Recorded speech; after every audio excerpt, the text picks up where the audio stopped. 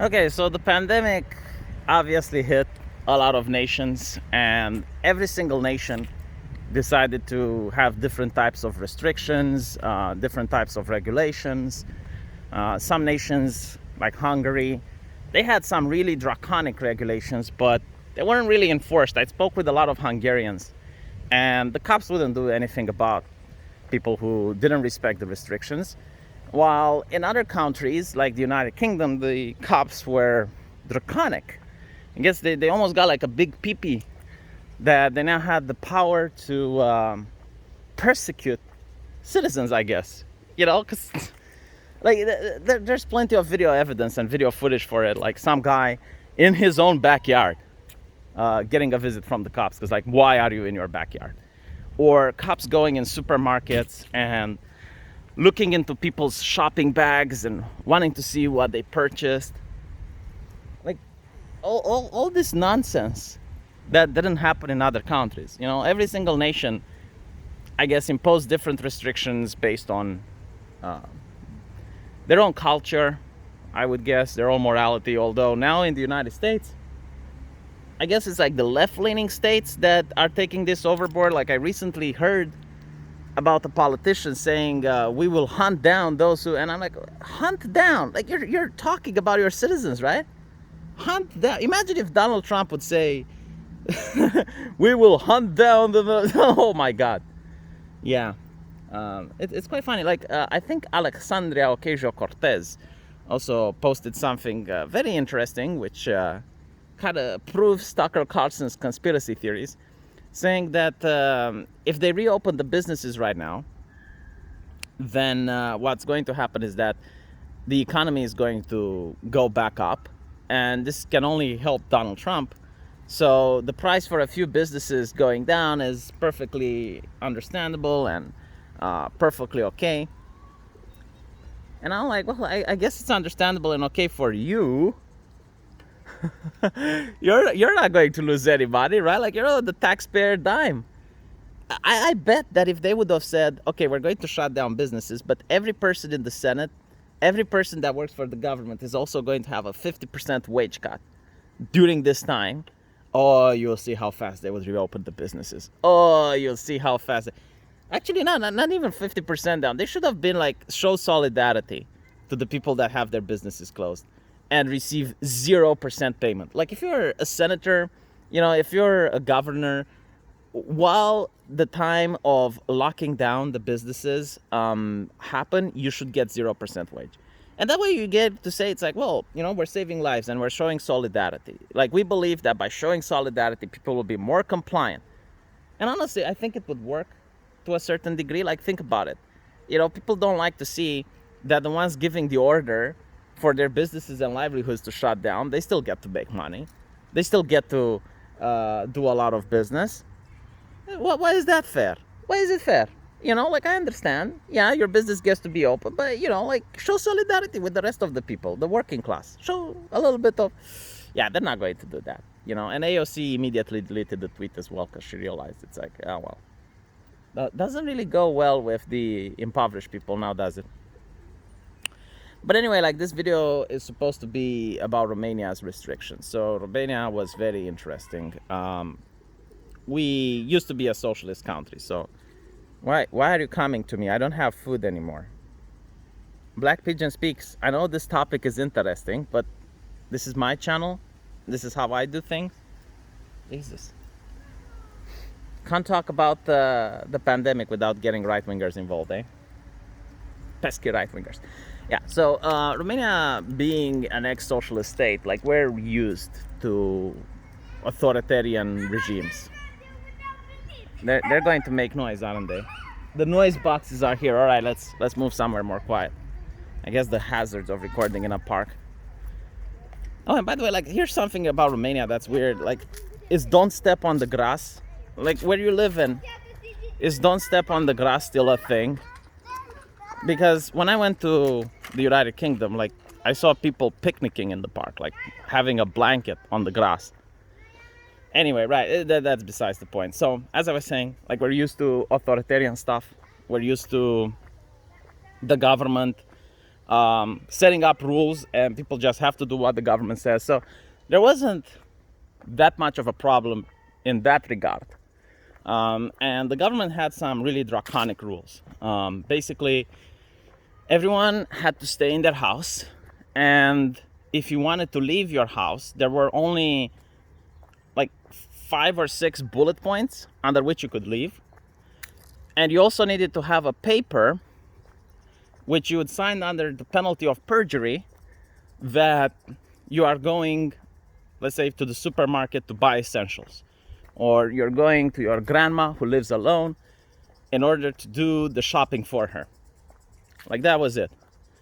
And kind of interesting, like back then you didn't have to wear a mask if you left your house, but you had to wear a mask if you got into a closed space, or like the supermarket or whatever.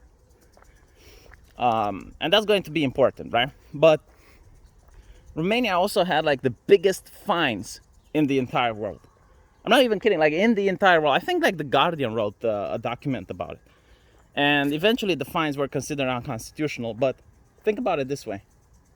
If a person makes $50 a month and you're going to fine them $2,500 for not writing that document under the penalty of perjury properly, because like you had to write it in a certain way, and if you didn't write it in a certain way, then the cops could give you a fine. And later on, it was also made into a scandal that the cops were actually doing competitions amongst them on who can fine the most people. Because I guess the way the government thought is that if the economy is going to go down, they can supplement the economy from the pockets of the citizens. Which is why, you know, like they gave that document to sign when you're leaving your house, which no other country that I'm aware of did. And it's why it was actually kind of complicated to write it. Like, it's not complicated for me, but like I can see why, you know, some guy that never could finish school will have a difficult time completing it. And, you know, like you give to this guy like $2,500 fine when he makes $60 a month. Like, you're basically subjugating the guy. Like, might as well just say for the rest of your life you're going to have to pay for this fine, because it's like ridiculous. And I think like there was even a person that hanged himself after getting a $5,000 fine. Like, that's insane. You know, and it barely made the thing in the press. Like, it was like just one article and then poof, gone. And the only people that actually complained about this were the gypsies. The gypsy community in a lot of cities started fighting with the cops. And it's interesting because the gypsy community in Romania didn't have, you know, big alterations with the cops for years now. I mean, things quiet down, you know, like they weren't involved in large-scale conflicts with the cops. And like one of the conflicts was because a gypsy family decided to have a barbecue in their own backyard. So the cops went on their private property and started harassing them. And they went out with bats and axes and pitchforks and all these types of things, and like trying to push the cops back.